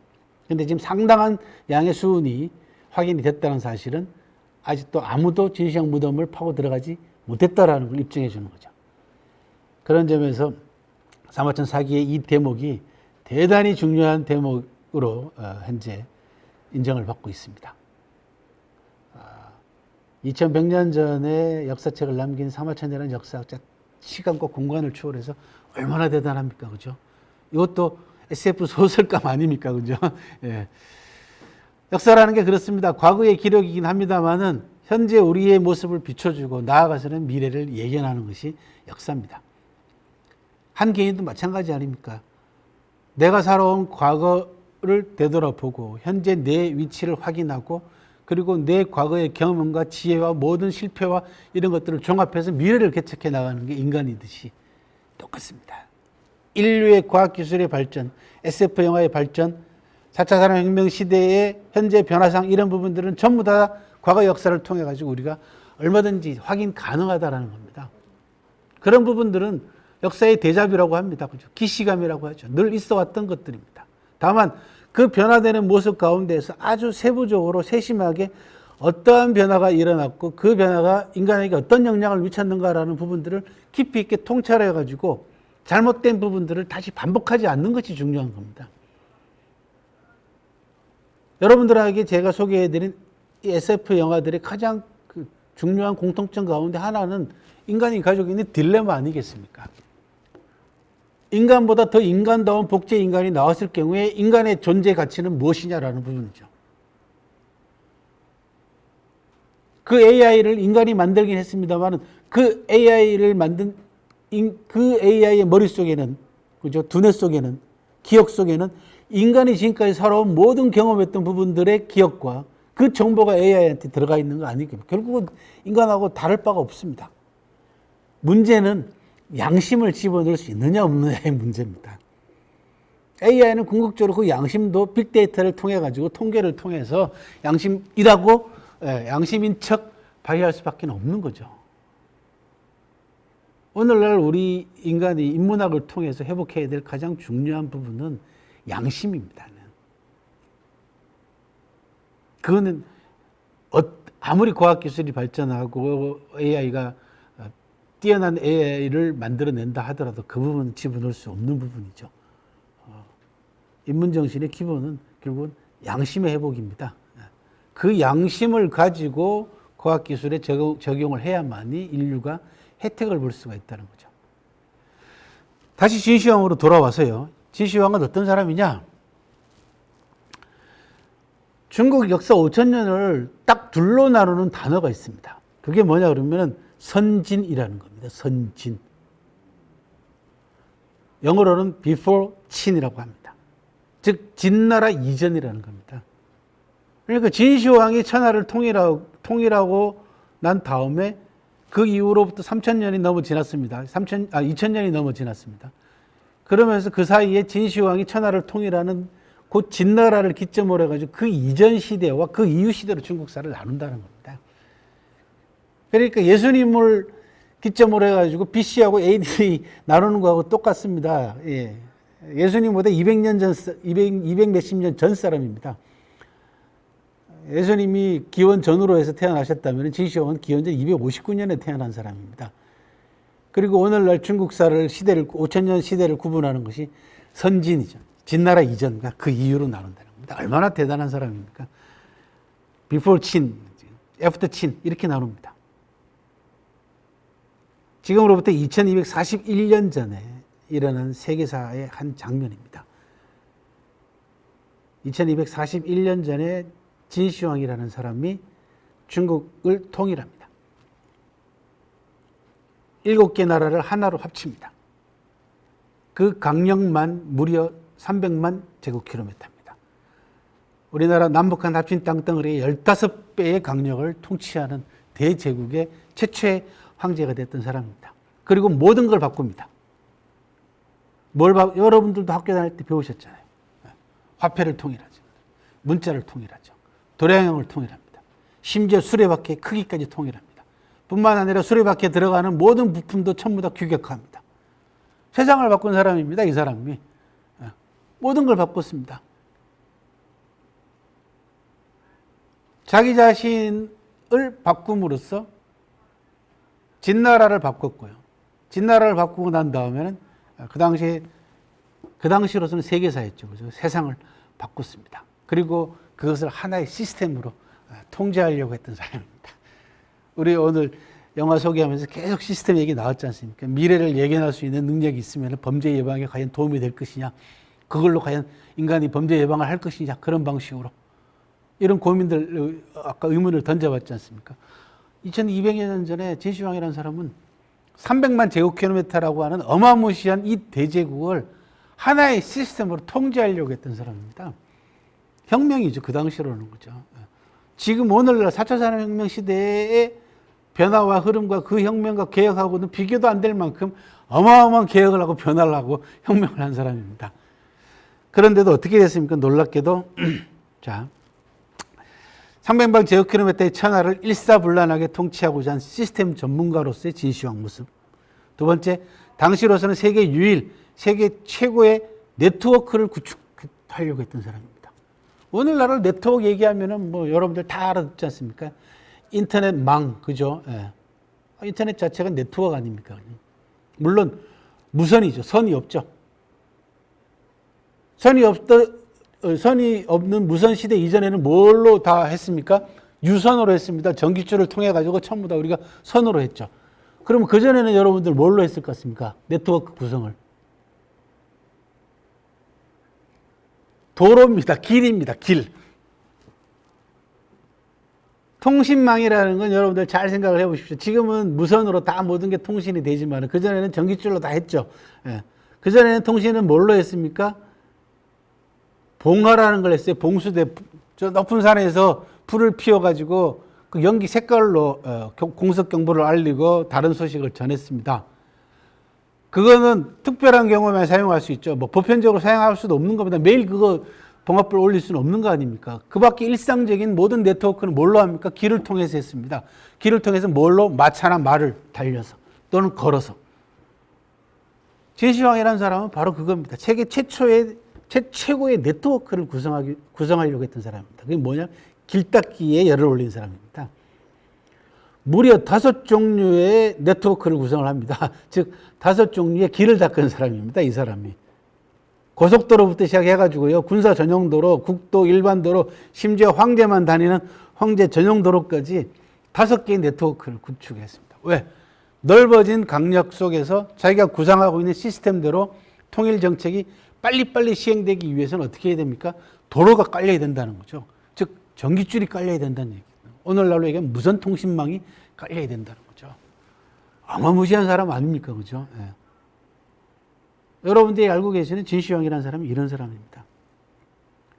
어떤 면에서 놓고 보면 시차를 놓고 봤을 때 2200여 년 전이라고 하는 시차를 놓고 봤을 때는 4차 산업혁명보다 물리적으로, 그죠?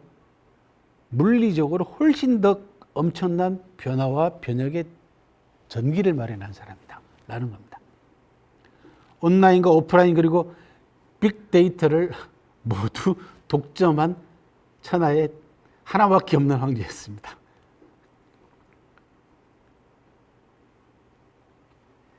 150여 개의 나라가 하나로 합쳐지는 춘추전국 시대를 거쳐서 전국시대 들어오면 7개 나라로 줄어들고 그것을 다시 하나의 나라로 통합한 진시황을 통해 가지고 변화와 변혁 그리고 시스템, 그죠? 이런 부분들에 관한, 즉 21세기 4차 산업혁명 시대가 던져지는 화두를 고스란히 진시황을 통해서 우리가 확인할 수 있다라는 겁니다.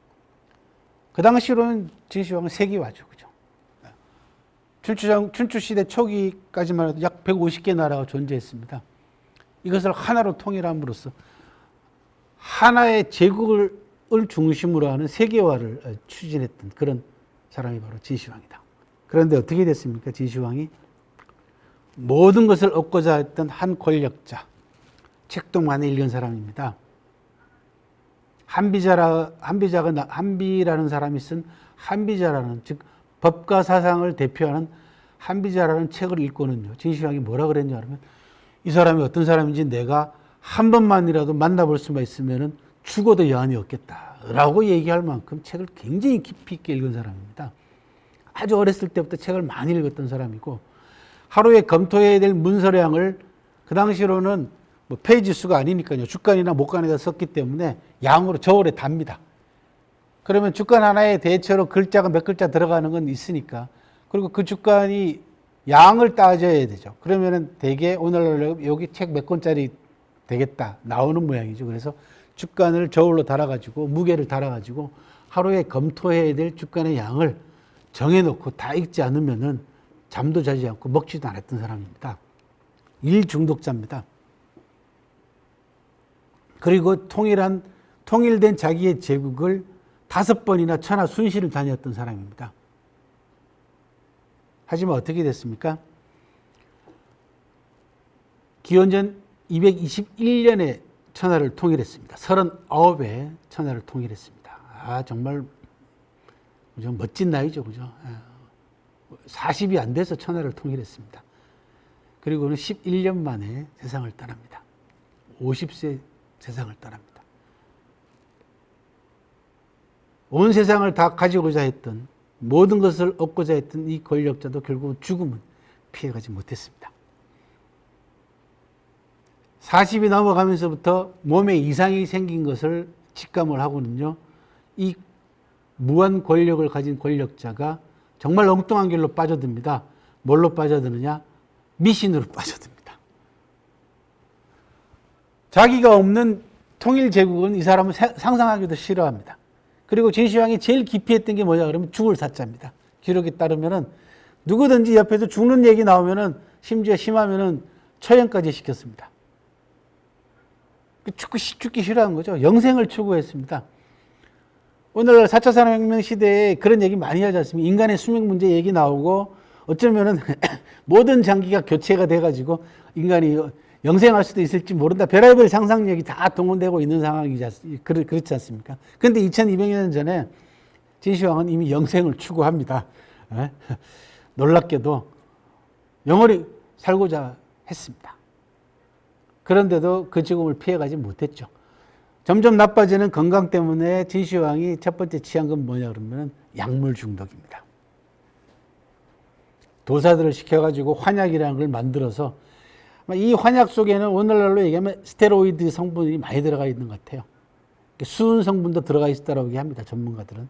이런 약을 복용하다 보니까 잠시 반짝반짝 힘이 나고 기력이 회복될지 모르지만 결국은 그게 몸에 쌓이게 되면은 정신발작이나 그죠?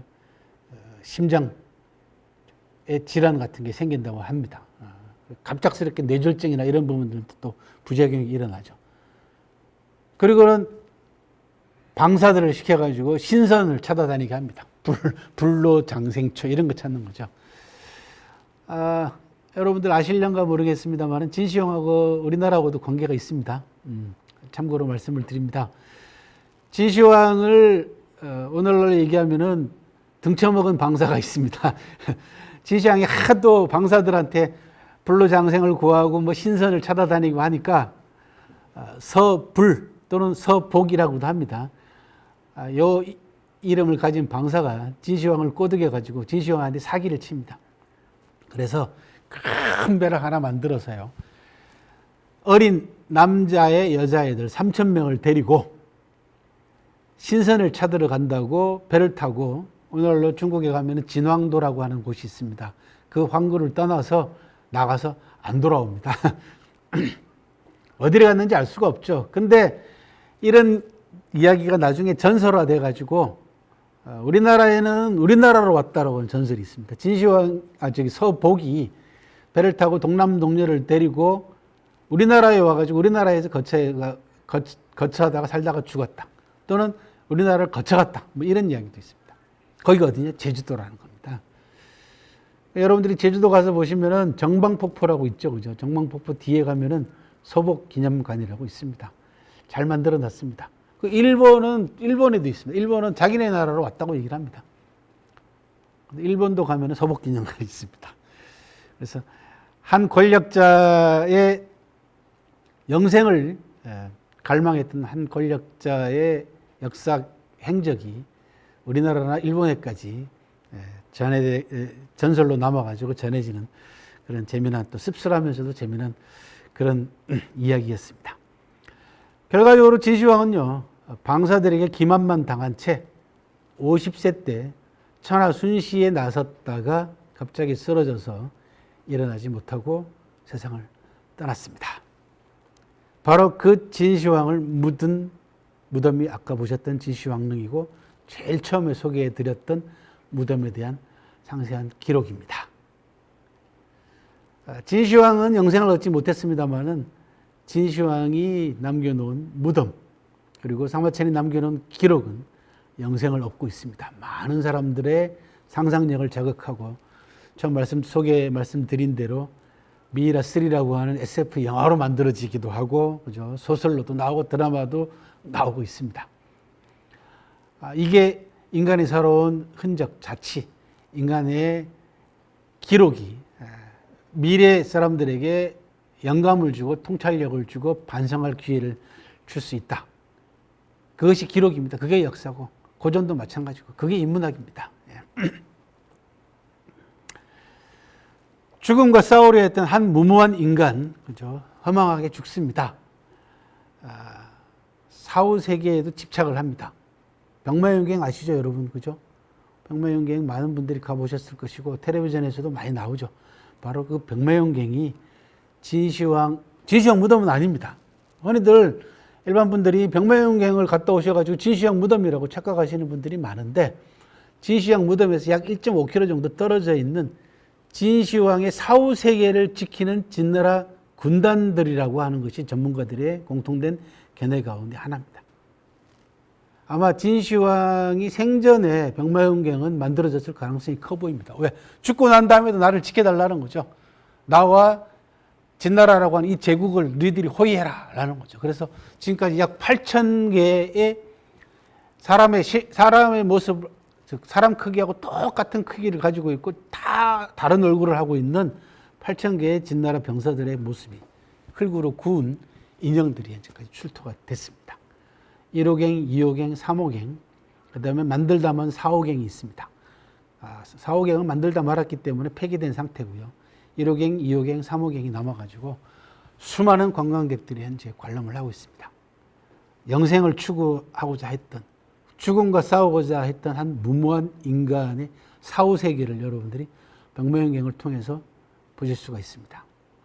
단순하게 대단하다, 어마어마하다 이런 것이 아니라 죽음에 저항했던 거죠. 쉽게 얘기하면 진시황은 영생하고자 했으니까 죽음에 저항했던 한 권력자의 모습을 여러분들이 명명경을 통해서 한번 읽어내시길 바랍니다. 그것이 인문 공부입니다. 다른 게 아니고. 왜 그랬을까? 저 사람이 좀 더 오래 살았으면 최초의 통일 제국인 진나라는 어떻게 됐을까? 진시황의 무덤은 달라졌을까? 과연 인간과 죽음, 나는 죽음을 어떻게 맞이할 것인가? 뭐 이런 부분들에 대한 여러 가지 생각하게 만드는 그런 인물이 진시황이기도 했습니다. 진시황이 4차 산업혁명 시대에 남기는 또 하나의 메시지 가운데 하나는요, 인간 불신의 문제입니다. 아까 제가 뭐라고 말씀을 드렸냐 그러면 진시황은 300만 제곱킬로미터라고 하는 이 대제국을 시스템으로 통치하고자 했습니다. 그죠? 네트워크를 통해 가지고 그 당시로는 최고의 네트워크이죠. 5종류의 도로와 통일되어 있는 화폐, 경제 부문의 화폐, 그 다음에 문자, 그 다음에 각종 기계, 기물들을 모두 다 하나의 표준화, 규격화 시켜가지고 통일시켜 놓고 그것을 시스템으로 통제하고자 했던 이 진시황이 가지고 있던 큰 문제점은 뭐냐 하면 인간에 대한 불신이라는 겁니다. 진시황은 어렸을 때부터 혼자 살았고 아버지 없이 살았습니다. 그리고 행실이 굉장히 바르지 못했던 어머니를 모시고 살았어요. 그리고 13살에 왕이 됩니다. 그 평생을 고독 속에서 산 사람이에요.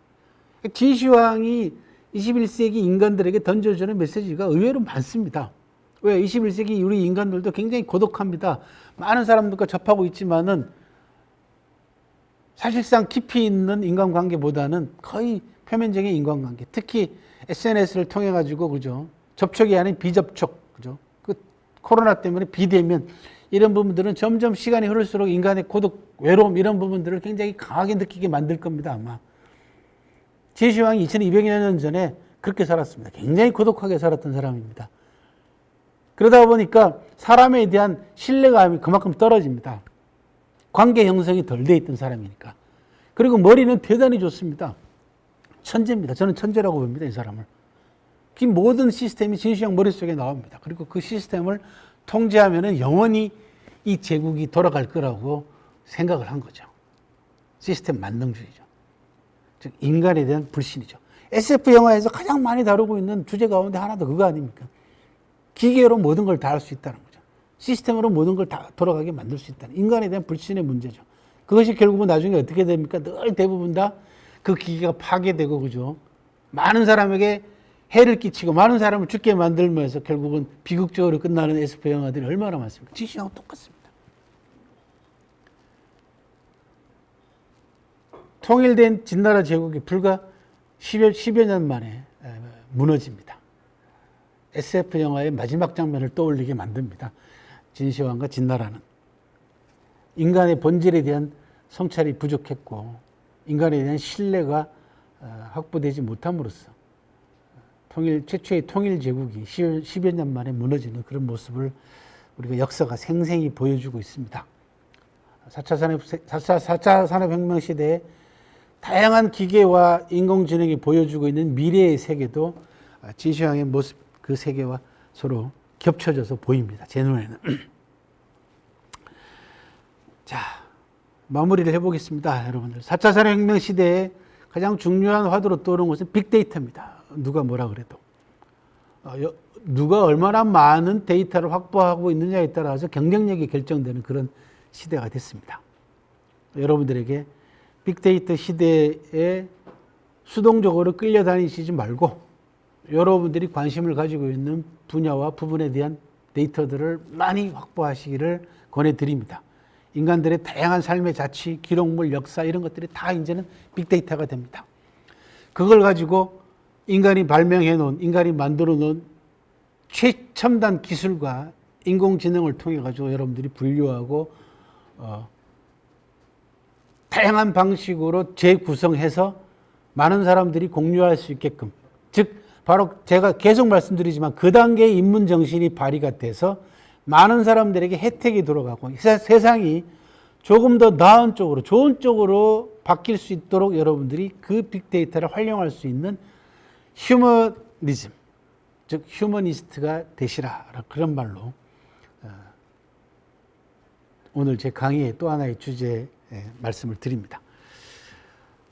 그 과정에서 여러분들이 주목하셔야 될 대목 가운데 하나는 뭐냐 그러면 개체와 개체들 사이에서 어떤 관계를 맺고 있는가라는 맥락을 파악하라라는 겁니다. 즉 고전 하나를 보더라도 예를 들면은 논어 하나를 여러분들이 전부 다 읽는 게 중요한 것이 아니라 논어 전체를 통독하고 난 다음에 그 논어 전체에 흐르고 있는, 관통하고 있는 가장 중요한 키워드, 주제가 뭐냐, 정신이 뭐냐, 철학이 뭐냐, 사유정신이 뭐냐, 이런 부분들을 여러분들이 캐치해낼 수 있어야 됩니다. 이걸 맥락이라고 합니다. 컨텍스트입니다. 모든 관계는 맥락이 있습니다. 그냥 맺어지지 않습니다. 그 맥락 자체가 바로 인문학을 공부하는 사람들이 잡아내야 될, 즉 인문학 공부를 깊이 있게 한 사람들이 잡아낼 수 있는 바로 그 부분입니다. 이게 테크닉 중심으로 또 기술자들은 잡아낼 수 없는 부분들이 바로 그 부분이라는 겁니다. 그래서 개체와 개체들 사이의 관계 문제에 주목을 하시고 그 관계의 의미를 파악하는 것이 훨씬 더 중요한 시대가 됐다는 점이죠. 데이터는 획득하기가 쉽습니다. 다만 뭡니까? 해석이 더 어려워졌습니다. 왜? 그만큼 복잡해졌기 때문에 그렇습니다. 가짜뉴스를 가지고 말씀을 드리겠습니다. 가짜뉴스를 여러분들이 가려내기가 그렇게 어렵지 않습니다. 그런데도 불구하고 가짜뉴스에 휘둘리는 사람들이 얼마나 많습니까? 바로 개체와 개체들 사이의 관계의 의미를 정확하게 모르고 있는 것이고, 그 다음에 관계 의미 파악, 즉 맥락을 제대로 잡아내지 못하고 있기 때문에 가짜뉴스에 휘둘르는 겁니다. 그 부분만 파악해내시면 가짜뉴스를 가려내는 것은 손바닥 뒤집기보다 훨씬 쉽다라는 것입니다. 해석은 어려워지는 건 사실입니다. 하지만 인문학을 공부하는 사람들이 많은 사람들에게 선사할 수 있는 선물은 바로 지금 말씀드린 관계와 개체들 사이에서 맥락을 이해하는 겁니다. 괜히 맺어진 게 아니라는 겁니다. 즉, 그 맥락 속에 도사리고 있는 인간의 욕망을 읽어내셔야 된다. 왜 이런 뉴스를 만들어내는가라고 하는 그 의도를 파악을 하셔야 돼요. 이게 인문학 공부입니다. 다른 게 아니고. 아주 쉽게 말씀을 드리면 가짜뉴스를 만들어내는 사람들에 깔려있는 가장 중요한 키워드는 탐욕입니다. 더 노골적으로 말씀드리면 돈입니다. 돈 때문에 그렇습니다. 아주 천박한 거죠. 세상이 나쁜 쪽으로 가거나 말거나 그 가짜뉴스가 다른 사람한테 정신적으로나 육체적으로나 금전적으로 해를 주든지 말든지 관심 없습니다. 내가 돈을 많이 벌면 된다라고 하는 그 욕망, 탐욕밖에 없다라는 거죠. 그 맥락만 읽어내시면은 가짜뉴스는 금방 드러납니다. 바로 보입니다, 눈에. 행여나 여러분들도 그 탐욕에 눈이 멀어서 가짜뉴스에 빠져드는 건 아닌지 그 부분은 한번 깊이 있게 되돌아보시기 바랍니다. 처음 말씀드린 대로 인간이 도구를 만들고요. 도구는 인간을 변화시킵니다. 그래서 변화의 내면을 성찰해가는 인문정신이 더 절실하게 요구되는 시대다라는 그런 말씀을 드립니다. 끝으로 4차 산업혁명 시대를 맞이해서 인문학적인 성찰이 얼마나 중요한가라는 부분을 몇 가지 명언을 통해서 소개를 하고 마치도록 하겠습니다. 과학기술과 과학기술혁명의 최종 도착지는 도덕에 서비스하는 것이며 자아를 찾는 데 있다. 따라서 도덕의 내용은 우리가 추구하는 공간이 되어야 된다라고 하는 그런 이야기도 있고요. 100여 년 전에 핸드릭 빌름 발룬이라고 하는 유명한 학자가 인류 이야기라고 하는 아주 베스트셀러, 아주 유명한 스테디셀러를 지은 학자입니다. 이 학자가 이런 얘기를 합니다. 역사는 강력한 경험의 탑이요. 시간은 지나간 세대의 끝없는 지평의 한복판에 세워진 것이다. 우리가 고대의 건축물, 시간과 함께 빚어낸 역사라고 하는 탑 꼭대기에 오르는 일은 결코 쉽지 않다. 완전한 전망을 얻는 것 역시 마찬가지다. 거기에는 엘리베이터 같은 것도 없다.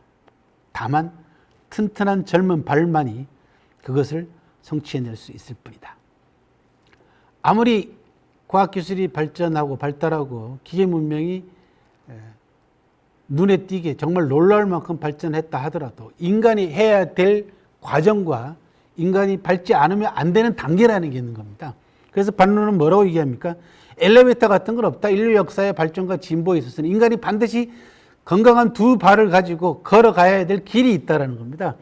그 길이 인문학적으로는 도덕이 될 수 있고 윤리가 될 수 있고 제가 참 아까 말씀드린 대로 양심이 될 수가 있습니다. 건너뛸 수 없는 부분이라는 거죠. 또 건너뛰어서도 안 되고 없어서도 안 되는 부분이라는 겁니다. 그래서 젊은이들에게도 이 반론의 이야기를 꼭 들려드리고 싶습니다. 과거 사람들이 만들어 놓은 훌륭한 성취물을 흡수하고 소화해서 현재 나 자신에게 유용하게 쓰고 또 미래 또는 내 주변 사람들에게 함께 나누어 줄 수 있을 만큼 의식이 또는 의식 수준이 성숙해지려면, 즉 도덕적으로나 윤리적으로나 양심적으로 나은 사람이 되기 위해서는 건너뛰는 것은 없다는 겁니다. 밟아야 될 단계가 있다는 거죠. 높은 탑에 올라가기 위해서는 튼튼한 젊은 두 발만이 그것을 성취해낼 수 있다. 좀 쉽게 말씀을 드리면은 공짜가 없다라는 겁니다. 예. 그리고 건너뛰려고 하지 말라는 겁니다. 특히 인문학 공부에 있어서는 건너뛰는 건 없습니다. 예. 꾸준히 하루하루 매일매일 조금씩 자기 자신을 돌아보면서 공부를 하다 보면은 지금까지 제가 여러분들한테 말씀드린 이런 자기 성찰부터 시작해서 자기 반성 그리고 이 세상을 좀 더 나은 쪽으로 변화시킬 수 있는 힘이 생긴다라는 그런 말씀으로 제 강의를 마치도록 하겠습니다. 4차 산업혁명 시대와 인문학적 성찰 좀 특이하게 시도를 해봤습니다. SF 영화를 통해 가지고 역사와 접목을 시켜봤고 진시황 이야기와 함께 해봤습니다. 여러분들에게 조금이라도 도움이 됐으면 하는 바람으로 마치도록 하겠습니다. 고맙습니다.